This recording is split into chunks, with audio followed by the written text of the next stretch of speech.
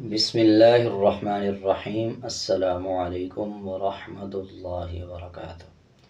آج ہم سیکھیں گے کہ جزم کا مطلب کیا ہے۔ جس حروف کے اوپر جزم آ جائے اس حروف کو کس طرح ادا کرنا ہے۔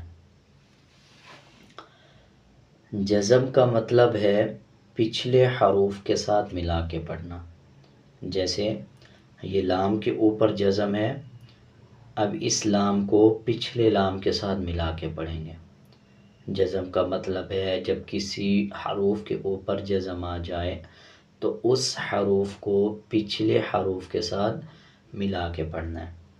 اب جیسے لام لام زبر لال، لام لام زبر لال، پچھلے لام کو اگلے لام کے ساتھ ملا کے پڑھیں گے۔ اسی طرح آگے دیکھیں، یہ واو کے اوپر زبر ہے، اس کے بعد الف خالی ہے اور آگے لام ہے، لام پہ جزم ہے۔ جیسے پہلے بتایا کہ جزم کا مطلب پچھلے حروف کے ساتھ ملا کے پڑھنا ہوتا ہے۔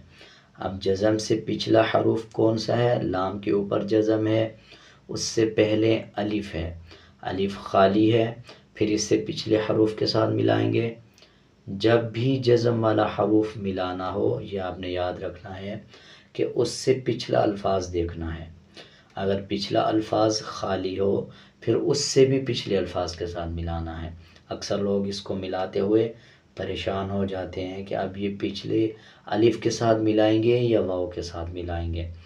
جو الفاظ خالی ہوتا ہے اس کو نہیں پڑھا جاتا، مطلب اس کو کسی بھی الفاظ کے ساتھ ملا کے نہیں پڑھا جاتا۔ جیسے آپ کو یہ اسکرین میں نظر آ رہا ہوگا، لام کے اوپر جزم ہے اور اس سے پہلے الف خالی ہے۔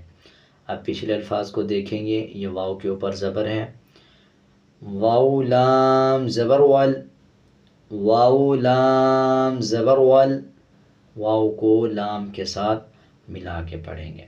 اسی طرح آگے دیکھتے ہیں،